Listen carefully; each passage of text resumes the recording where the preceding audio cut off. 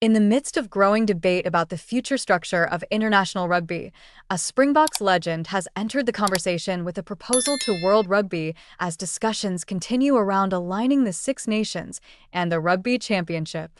The intervention comes at a time when the sport's global calendar is under intense scrutiny, with administrators searching for ways to modernize rugby while protecting player welfare and maintaining the prestige of its flagship tournaments. International rugby has long operated on a split calendar, with the northern and southern hemispheres following different seasonal rhythms. This divide has often resulted in scheduling clashes, uneven preparation periods, and increased physical strain on players who are required to compete across overlapping club and international commitments. In recent months, the idea of better synchronizing the Six Nations and the Rugby Championship has gathered momentum, with proponents arguing that alignment could help create a more coherent global structure. Against this backdrop, the former Springboks star suggested that World Rugby should seriously consider moving towards a unified international calendar. From his perspective, the lack of alignment is no longer sustainable in a sport that is increasingly global and commercially driven. He believes that bringing the major northern and southern hemisphere competitions into closer harmony would improve the quality of international contests, make scheduling more logical, and reduce the strain placed on elite players. The proposal echoes sentiments already expressed by influential figures within South African rugby, including members of the national coaching setup, who have openly supported discussions around calendar reform.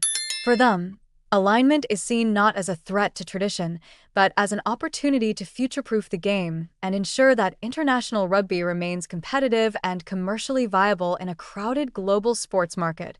However, the path to reform is far from straightforward. While some unions appear open to change, others are reportedly more cautious, wary of disrupting long-established competitions and revenue streams. Concerns remain about how any alignment would impact domestic leagues, broadcast agreements, and the unique identities of tournaments like the Six Nations and the Rugby Championship. Despite these challenges, the fact that respected former players are now adding their voices to the debate suggests that momentum is building.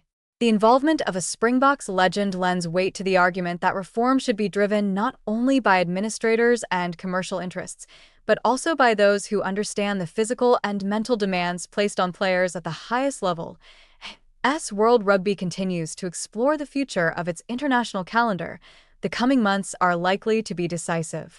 Whether full alignment becomes a reality or not, the conversation itself signals a willingness to confront long-standing structural issues. With influential figures pushing for change, the global game may be edging closer to a more unified and sustainable future.